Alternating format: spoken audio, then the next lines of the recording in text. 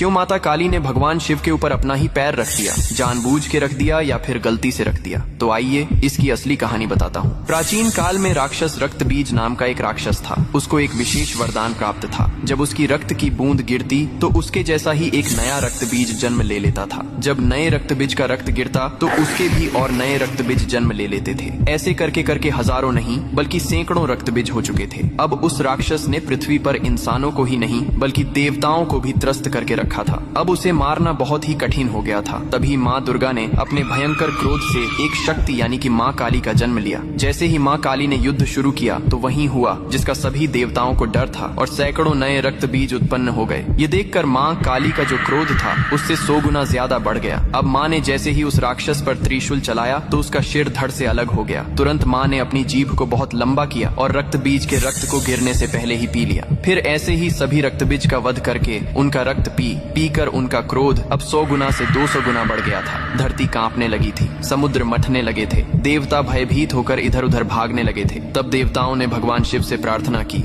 हे महादेव, आप ही माता काली के संताप को शांत कर सकते हैं। शिव ने देवताओं की पुकार सुनी और माँ काली के सामने युद्ध भूमि में पहुंच गए। लेकिन माँ अपने तांडव में इतनी लीन थीं कि उन्होंने शिव को भी नहीं देखा। तभी भगवान शिव ने स्वयं माता के चरणों में लेट गए। जैसे ही माँ काली का पैर अनजाने में शिव के सीने पर पड़ा, तुरंत उनका क्रोध शांत हो गया। उन्होंने नीचे देखा तो अपने प्रिय पति शिव थे। यह देखकर उनकी जीभ शर्मिंदगी से बाहर निकल आई। इसके बाद शिव ने मुस्कुराते हुए कहा, हे माँ, तुम्हारा यह रूप सृष्टि के संतुलन के लिए था, लेकिन यह रूप अब धरती पर बहुत धाम धूम से पूजा जाएगा। यही कारण है कि तस्वीर में और मूर्तियों में माँ काली को शिवजी पर खड़े हुए दिखाया जाता है, जो बहुत ही शुभ माना जाता है।